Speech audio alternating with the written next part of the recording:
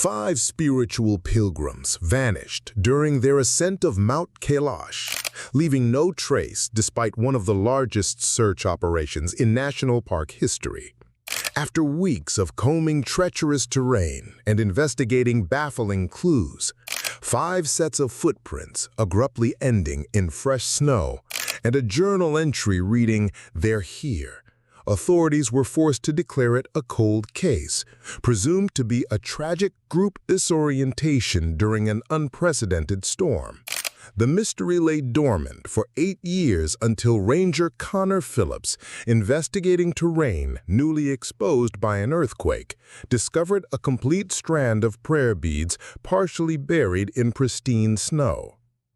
But the impossible preservation of the beads suggested they couldn't have been there for 8 years, and the cave entrance revealed nearby contained evidence that defied everything investigators thought they knew about what happened on the sacred mountain. Before we continue this chilling mystery, if you're new to Last Seen Stories, hit that subscribe button now to join our community of mystery enthusiasts.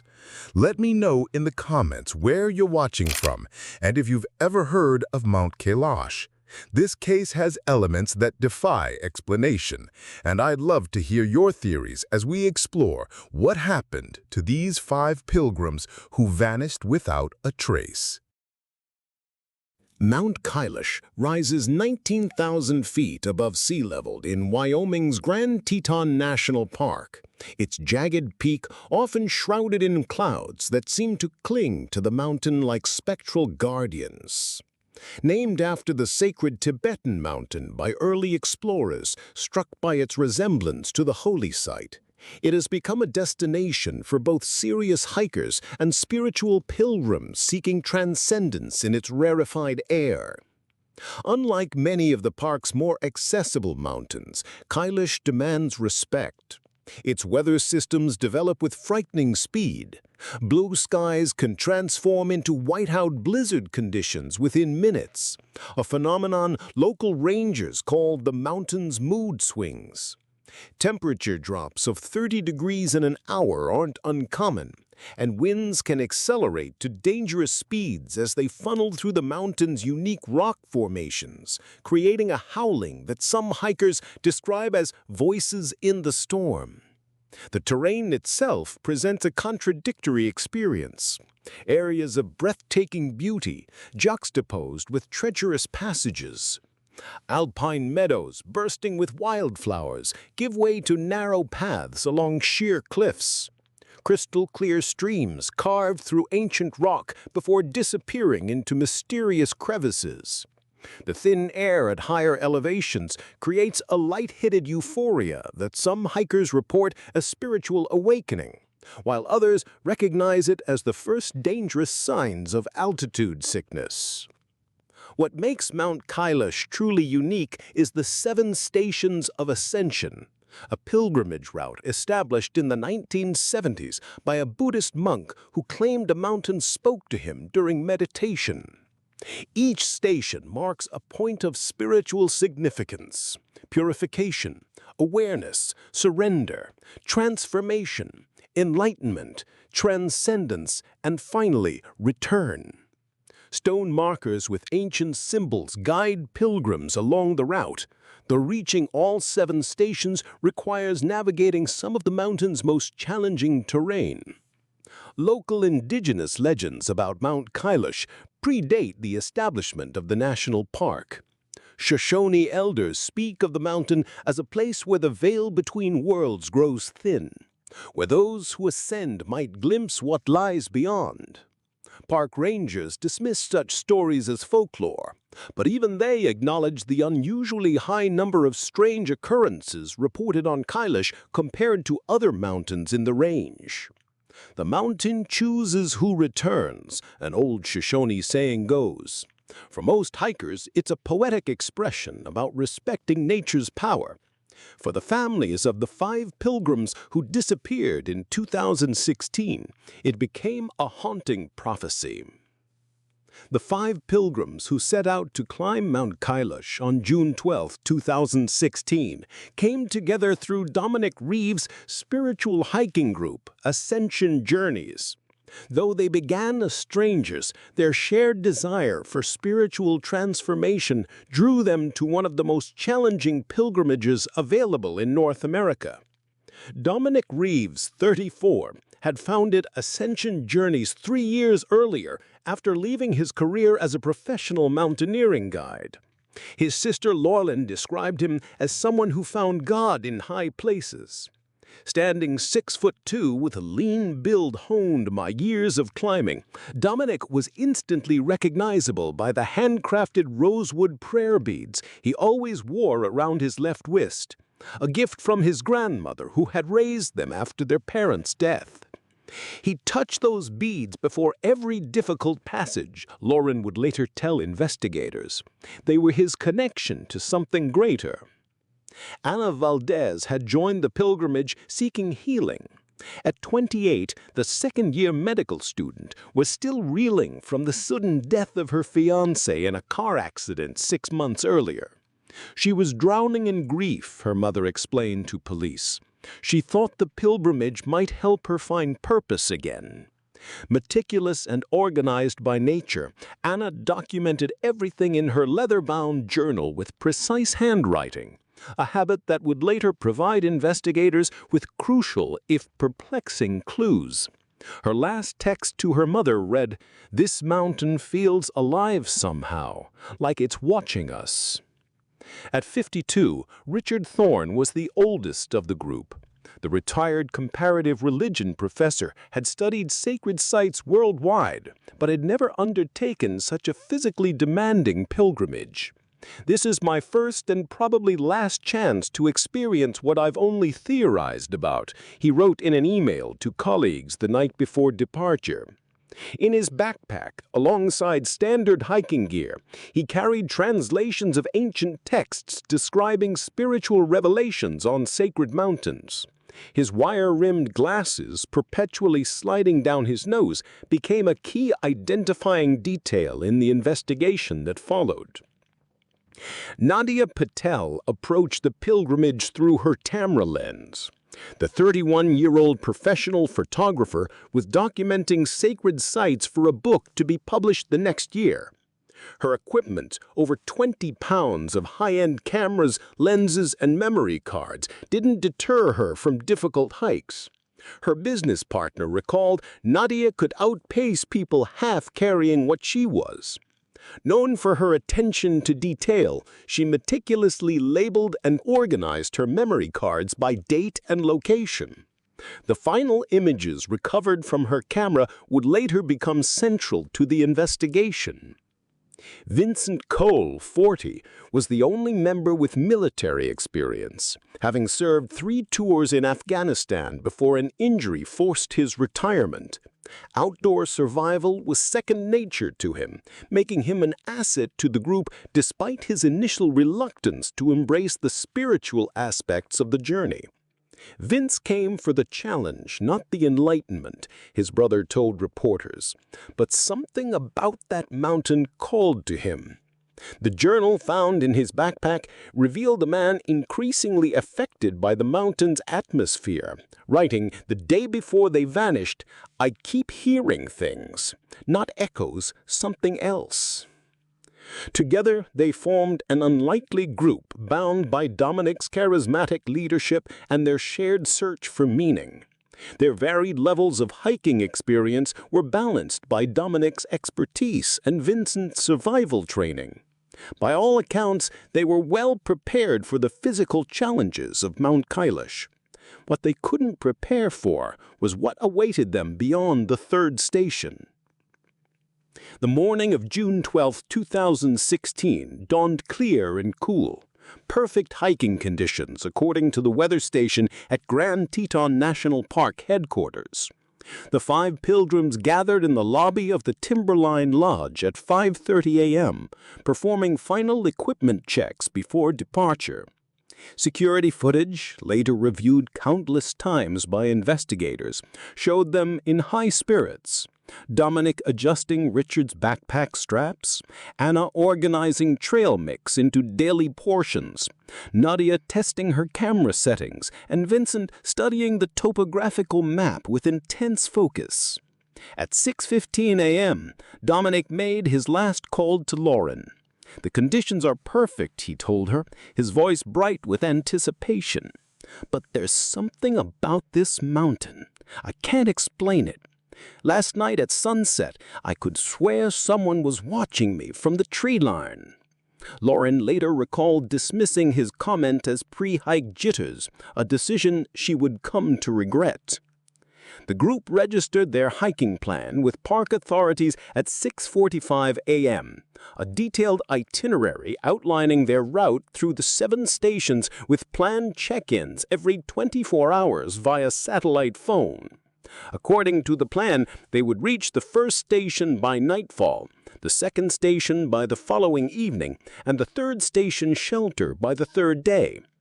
After resting at the shelter, they would attempt the most challenging segment, a 48-hour trek to the 5th station, requiring an overnight camp at the remote 4th station. The weather forecast is showing clear conditions for the next 5 days. Group appears well-equipped and adequately experienced, the ranger on the duck in the log. Before departure, the group met briefly with Dakota Redfeather, a local Shoshone guide who had assisted Dominic on previous expeditions. Security footage from the ranger station captured their conversation on the porch. "You're sure you won't join us past the 2nd station?" Dominic asked, adjusting his pack. Dakota shook his head. "Not this time. The mountain feels restless." "Restless?" Anna asked. "What does that mean?" "Just an old man's superstition," Dakota replied, though his expression remained serious. "But be careful when you reach the 4th station. Listen to the mountain. If it tells you to turn back, don't argue." The group exchanged glances, Richard appearing intrigued, Vincent skeptical, and Nadia quietly thoughtful. Only Dominic seemed to take the warning to heart, touching his prayer beads briefly before nodding. At 7:30 a.m., the 5 pilgrims began their ascent, passing the trailhead camera that captured their final documented image.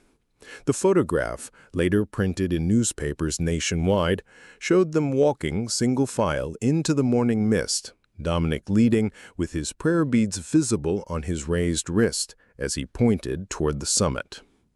None of them would ever be seen again.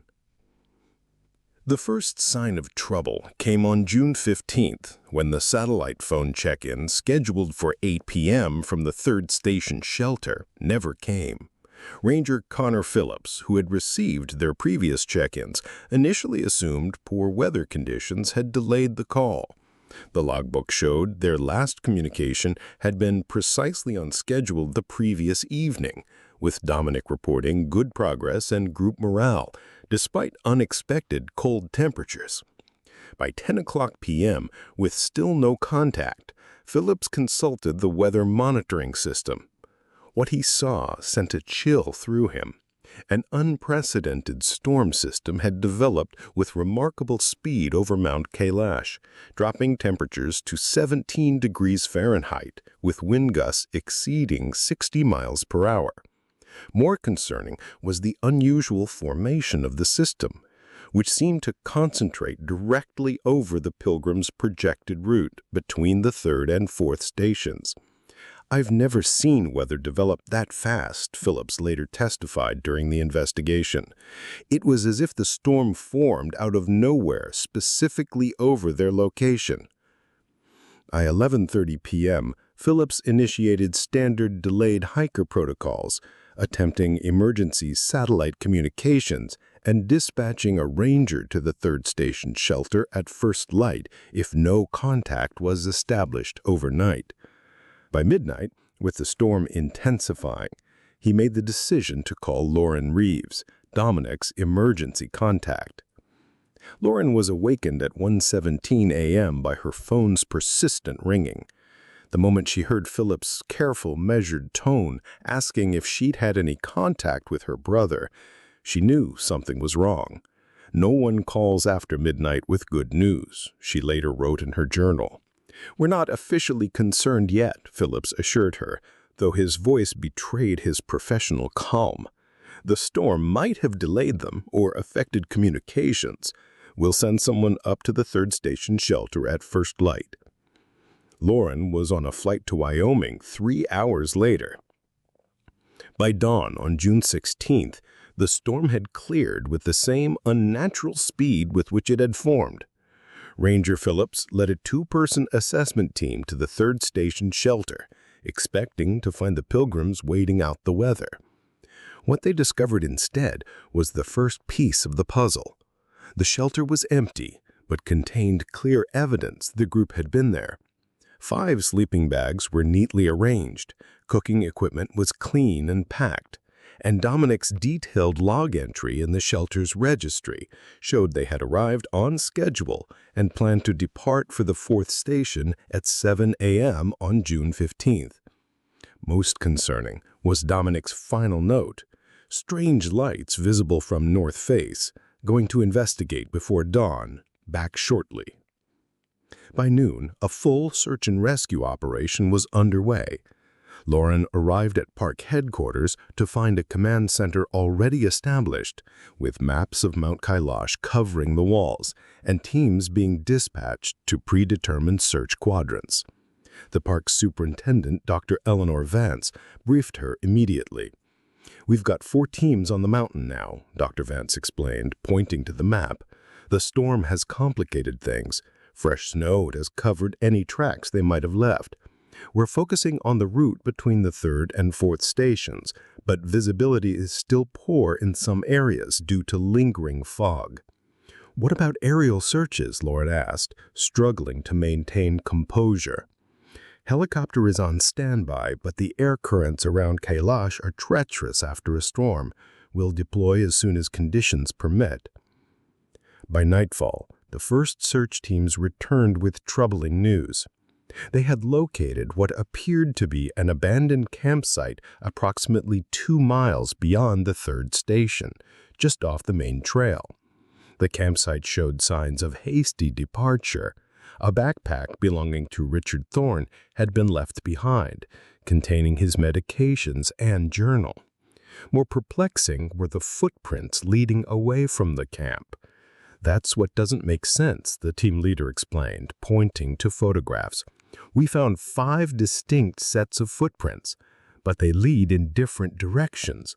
It's as if the group split up, each person heading off alone." Even more disturbing was the discovery that all 5 sets of footprints ended abruptly in the fresh snow, as if each person had simply vanished mid-step. The following morning brought another puzzling discovery. Anna's journal was found nearly a mile from the abandoned camp, lying open on a flat rock, as if deliberately placed. The final entry, dated 5:42 a.m. on June 15th, read, "The lights are moving closer. We can hear voices now. Dominic says they're not echoes. Someone is answering when we call. Richard thinks we should follow. I'm afraid, but Dee says this is what we came for." The entry was followed by a hastily scrawled line, "They're here." By the 3rd day of the search, over 60 personnel were combing the mountain, including specialized alpine rescue teams and volunteers with experience in the area. The weather remained eerily calm, unusual for Mount Kailash, which typically experienced daily atmospheric fluctuations. Lauren joined one of the search teams, ignoring recommendations to remain at base camp. "I know my brother," she insisted. "I might notice something others would miss." It was Lauren who found the first prayer bead, a single rosewood sphere lying in pristine snow nearly 2 miles from any established trail in a direction none of the footprints had led. The discovery made no sense. It was as if the bead had been placed there deliberately, well after the storm had passed. Meanwhile, technical teams recovered Nadia's camera from a crevice near the 4th station. The memory card contained images taken up to 6:13 a.m. on June 15th. The final photograph showed a strange formation of lights hovering above the tree line, too symmetrical to be natural phenomena, too solid to be lens flare. Photo analysis experts were unable to identify the lights or determine their source. As days stretched into weeks, the emotional toll on the families gathered at Ranger headquarters grew unbearable.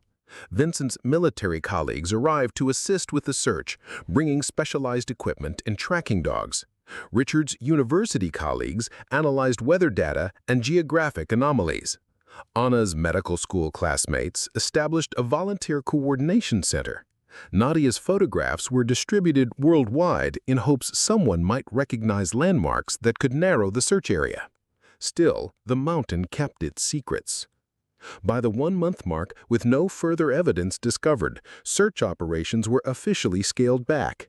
Media coverage, which had initially been intense, began to fade. Internet forums filled with theories ranging from plausible, group disorientation leading to tragic accidents, to outlandish, alien abduction, interdimensional portals. For Lauren, the lack of closure was unbearable. 5 people don't just vanish, she told Dr. Vance during a tense meeting when the decision to scale back was announced. There have to be answers somewhere on that mountain. Lauren, we've conducted the most extensive search in this park's history, Dr. Vance replied gently. We've covered every accessible inch of that mountain 3 times over. We've used thermal imaging, drone surveillance, and the best tracking experts in the country. At this point, we have to accept that whatever happened to them, the mountain isn't giving them back. But Lauren refused to accept that. As official search efforts dwindled, she remained, renting a cabin near the park entrance and venturing onto the mountain daily, following her own methodical search pattern. Ranger park rangers, sympathetic to her determination, provided training and equipment, but privately shared concerns about her growing obsession. Months passed, seasons changed. The case of the 5 vanished pilgrims became a legend among hikers and rangers alike. Without bodies, without conclusive evidence of what happened, the investigation remained officially open but effectively cold. Lauren eventually returned to San Francisco, but never to her former life. Her apartment became a shrine to the investigation. Maps, photographs, weather data, and interviews with everyone who had been on the mountain that day. Twice yearly, she returned to Mount Kailash, timing her visits to the anniversary of the disappearance and Dominic's birthday. Years passed. The families of the other pilgrims gradually accepted the unlikelihood of resolution. Memorial services were held. Richard's university established a scholarship in his name. Anna's medical school dedicated a research lab to her memory. Nadia's final photographs became part of an exhibition on unexplained phenomena. Vincent's military unit placed a plaque at the base of Mount Kailash. Only Lauren held fast to the belief that answers remained to be found. 8 years passed. June 15, 2024 dawned clear and cool on Mount Kailash, almost identical to the conditions on the day the pilgrims vanished. Ranger Connor Phillips, now head of search and rescue operations for the park, was conducting a routine patrol of the north face following a minor earthquake that had altered some terrain features. The 4.2 magnitude tremor 3 days earlier had caused minimal damage to park facilities, but had shifted snow and rock on the mountain's steeper faces. Phillips was documenting these changes when something caught his eye, a flash of deep reddish-brown against the white snow, partially uncovered by a small avalanche triggered by the quake. Drawing closer, Phillips discovered a complete strand of prayer beads. 54 rosewood sears strung on a worn leather cord, half buried in pristine snow. He recognized them immediately from the case file he'd reviewed dozens of times over the years. These were Dominic Reeves's beads, the ones he'd been wearing in every photograph, the ones his sister Lauren had described in painful detail during countless interviews. Phillips carefully photographed the beads in situ before collecting them in an evidence bag. What troubled him was their condition. The wood retained its polish, the leather cord showed minimal wear, and the characteristic nick on the 18th bead, which Lauren had once pointed out was from Dominic catching it on a carabiner, was still clearly visible. By all appearances, the beads couldn't have been exposed to the elements for 8 years. They looked as if they had been placed there recently. After reporting his discovery, Phillips continued his inspection of the area. The earthquake had caused more significant changes than initially assessed. A section of rock face had sheared away completely, revealing what appeared to be a narrow opening in the mountain. It wasn't unusual for Kailash to contain small caves and crevices, but this opening seemed unnaturally regular in shape, almost like a doorway. Approaching cautiously, Philip shone his flashlight into the darkness. The beam illuminated what appeared to be a cave extending deep into the mountain. More concerning were the marks visible on the cave floor, what looked distinctly like footprints in the dust. Phillips immediately radioed for backup and established a perimeter. Within hours, a preliminary investigation team arrived with proper caving equipment. Dr. Eleanor Vance, now park superintendent, ordered a complete media blackout until they determined what they were dealing with. "Let's not create false hope," she cautioned. "These beads could have been planted recently. This could be someone's idea of a cruel joke." But when Phillips called Lauren Reeves that evening, the tremor in his voice betrayed his professional demeanor. This was no joke. After 8 years of silence, Mount Kailash had finally revealed a clue. Lauren arrived at Grand Teton National Park the following morning, her heart pounding as Phillips met her at the small regional airport. He looked older than she remembered. The 8 intervening years had added gray to his temples and lines around his eyes, but his handshake was as firm as ever. "Thank you for coming so quickly," he said, leading her to his Park Service SUV. "I wanted you to see this before we make any official announcements." "Are they really his beads?" Lauren asked, clutching her carry-on bag with white knuckles. Phillips nodded, starting the vehicle. "They match your description perfectly, right down to the nick on the 18th bead. We've sent photographs to the lab for a comparison with the case file images, but I'm certain they're Dominic's." "And you found them just lying in the snow? After 8 years?" "That's what doesn't make sense," Phillips admitted as they drove toward park headquarters. "They show minimal environmental damage. Dr. Vance thinks they must have been recently placed, but we've had no reports of anyone accessing that area. It's off-trail and it's been particularly avalanche-prone these past few seasons." At headquarters, Lauren was reunited with Dr. Vance, who embraced her warmly before leading her to the conference room now serving as an impromptu investigation center. On the table lay an evidence bag containing the prayer beads. Lauren's hand trembled as she reached for the bag. "May I?" Dr. Vance nodded, and Lauren carefully removed the beads, running her fingers over the smooth wooden spheres. There was no doubt. These were Dominic's beads. She'd recognize them anywhere. "These are her grandmother's," she said softly. "She gave them to Dominic when he turned 16. He never took them off during a hike. Said they were his connection to something greater." She turned the strand, finding the 18th bead with its characteristic nick. "It's definitely his, but how could they be so well preserved after 8 years in the elements? And why would they appear now?" Dr. Vance exchanged glances with Phillips before responding. "That's not all we found, Lauren. The earthquake revealed something else. A cave entrance on the north face. We've assembled a specialized team to explore it properly." "What kind of cave?" Lauren asked, her grip tightening on the beads. "We're not sure yet.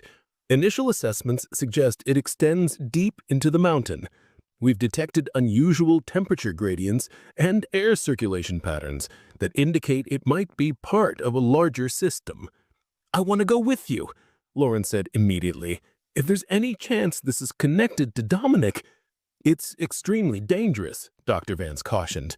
"The entrance is unstable and we don't know what's inside." "I've spent 8 years preparing for this. I've taken wilderness survival courses, completed cave rescue training, earned my EMT certification. I did it all for this moment when something finally broke in the case."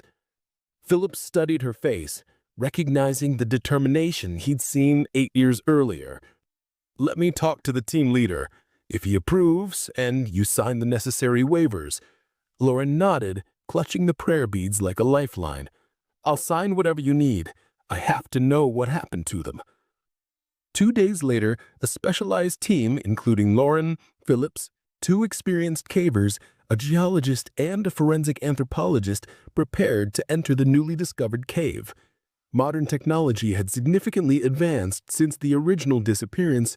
They carried ground-penetrating radar, thermal imaging equipment, and communication systems that hadn't existed 8 years earlier. Lauren stood at the cave entrance, adjusting her helmet light as the team performed final equipment checks. The opening, narrow and jagged, seemed to exhale cold air from deep within the mountain.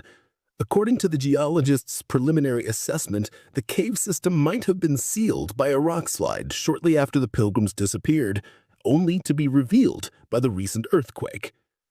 "Stay close to me," Phillips instructed as they prepared to enter. "If anything feels wrong, anything at all, we turn back immediately." Lauren nodded, touching Dominic's prayer beads now wrapped around her own wrist. "Lead the way." The team moved cautiously into the darkness, their helmet lights cutting through the gloom. The passage narrowed before opening into a larger chamber with a ceiling high enough to stand comfortably. The temperature dropped noticeably, their breath forming clouds in the beam of their lights. "Look at this," the geologist called, examining the wall with her light. "These aren't natural formations." The beam illuminated what appeared to be symbols carved into the rock face, geometric patterns interspersed with what looked like ancient writing. The anthropologist photographed them carefully, his expression puzzled. "I've never seen anything like this. Some elements resemble Tibetan script, but others are unknown to me." As they ventured deeper, the cave revealed more mysteries. In a chamber approximately 500 meters from the entrance, they discovered the first definitive evidence: a backpack partially buried under fallen rocks. Lauren recognized it immediately as Vincent's military-grade pack, the one visible in the last group photograph. The discovery energized the team, who proceeded with renewed caution and hope. In the next chamber, they found more personal effects: Richard's spare glasses, Anna's medical kit, and most significantly, Nadia's backup camera. Phillips carefully bagged each item while the forensic anthropologist documented their positions.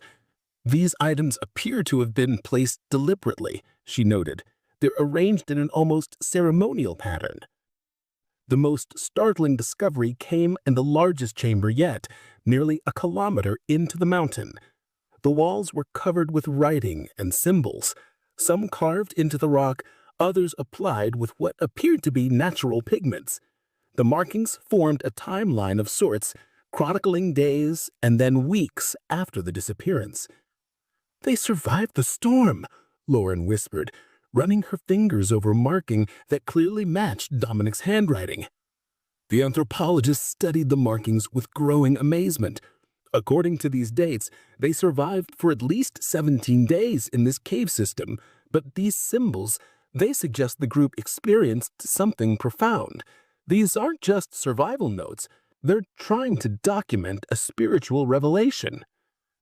Lauren moved slowly around the chamber, reading the walls like pages in a book. Dominic's distinctive script appeared frequently, interspersed with what she recognized as Richard's academic notations, Anna's medical observations, and Vincent's tactical assessments. Nadia seemed to have created diagrams of what they were experiencing, intricate drawings of light formations and dimensional patterns that made little logical sense. In the center of the chamber lay 5 sleeping areas arranged in a perfect circle. Personal items were carefully placed beside each one: Richard's journal, Anna's medical texts, Vincent's tactical knife, Nadia's lens cleaning kit, and at what must have been Dominic's position, an empty space where prayer beads would have rested. Something happened here. Philip said quietly, sweeping his light across the chamber. Something they tried to document but couldn't fully explain. Lauren studied the final wall of writings, where the entries became increasingly abstract. Anna's last entry read, "The boundaries are thinning, we can see through now." Richard had written, "Not transcendence, translation. The mountain doesn't reveal divinity, it is the threshold to it." Vincent's final note was simpler, "We are going through." Dominic's last message, written larger than the others and positioned centrally, sent a chill through Lauren. "If anyone finds this, tell Lauren we made the choice willingly. The mountain didn't take us, it showed us the way." The final discovery came when the team used ground-penetrating radar to scan the chamber. Behind a seemingly solid rock wall at the far end, the radar detected a passage continuing deeper into the mountain, a passage that, according to the geologist, shouldn't exist based on known mountain formations. "The rock density changes beyond this point," she explained, studying the readings with confusion. "It's as if the mountain's entire composition alters." "Can we break through?" Lauren asked, pressing her hand against the smooth rock surface. Phillips shook his head. "Not with proper equipment and additional safety assessments. This expedition was exploratory only." Lauren reluctantly agreed to return to the surface with the collected evidence, but not before taking photographs of every inch of the chamber. As they prepared to leave, she noticed something she'd overlooked. Nadia's backup camera, found earlier, still had its memory card intact. Back at park headquarters, the team carefully downloaded the images. The camera contained dozens of photographs documenting the Pilgrims' journey into the cave system. The images showed them thin but alive, gathered around small cooking fires, examining the cave walls and eventually documenting what appeared to be strange light phenomena deep within the cave. The final image, time-stamped 18 days after their disappearance, showed all 5 pilgrims standing before the solid rock wall the team had just discovered. They were holding hands in a circle, their expressions peaceful, almost transcendent. Behind them, visible only as a strange distortion in the air, was what appeared to be a doorway of light. "What does it mean?" Lauren asked, staring at the image of her brother's face, gaunt but serene, illuminated by an impossible light. "I don't know," Phillips admitted, "but I think they found what they were looking for." 3 months later, a small group gathered on Mount Kailash at the newly installed memorial for the 5 pilgrims. The bronze plaque, set into a boulder near the cave entrance, now securely sealed by park authorities, bore their names and a simple inscription. They sought transcendence and found their path. Lauren stood before the memorial, Dominic's prayer beads wrapped around her wrist. Beside her were the families of the other pilgrims, Anna's parents, Richard's daughter, Nadia's brother, and Vincent's wife, all brought together by a mystery that defied conventional explanation. The investigation had officially concluded with a determination that the 5 pilgrims had survived the storm by taking shelter in the previously unknown cave system. Evidence suggested they lived there for approximately 3 weeks before attempting to find an exit deeper in the mountain, likely becoming disoriented and succumbing to the harsh conditions. The unusual writings and imagery were attributed to the effects of oxygen deprivation and psychological stress. It was the explanation that made sense to a world uncomfortable with ambiguity. But for those standing at the memorial who had read the journals and seen the photographs, another truth lingered, one too extraordinary to voice aloud. Ranger Phillips approached Lauren after the small ceremony concluded. "The cave has been completely mapped now," he said quietly. "Ground-penetrating radar confirmed there's no passage beyond that final wall. It's solid rock for at least 100 meters in all directions." Lauren nodded, touching the memorial plaque. "And yet, they went somewhere." "The scientists have their explanations: hallucinations from oxygen deprivation, group psychosis, cave gases affecting perception." "And what do you believe, Ranger Phillips?" He was silent for a long moment, looking up at the mountain peak now catching the last golden rays of sunset. "I believe some questions aren't meant to be answered. Some mysteries belong to the mountain." Lauren smiled slightly, fingering the prayer beads. "You know what still bothers me? These beads. Why were they outside the cave, perfectly preserved in the snow, when everything else was inside?" "I don't know. Maybe Dominic left them as a marker. Maybe he wanted them to be found." "Or maybe," Lauren said softly, "they were returned to us." As the families departed and dusk settled over Mount Kailash, a new group of hikers passed the memorial site. They paused briefly to read the plaque before continuing their ascent, unaware of the true story behind the simple bronze marker. Lauren was the last to leave, placing a single rosewood prayer bead at the base of the memorial. "Goodbye, Dominic. I hope you found what you were looking for." That night, as darkness enveloped the mountain, a brief, unusual light phenomenon was recorded by the weather station's cameras. A formation of lights hovering over the north face, too symmetrical to be natural, too solid to be explained away. By morning they were gone, and Mount Kailash stood silent under a fresh blanket of snow, its secrets held close. At the memorial site, something had changed. The single prayer bead Lauren had left was gone, as if it had never been placed there at all.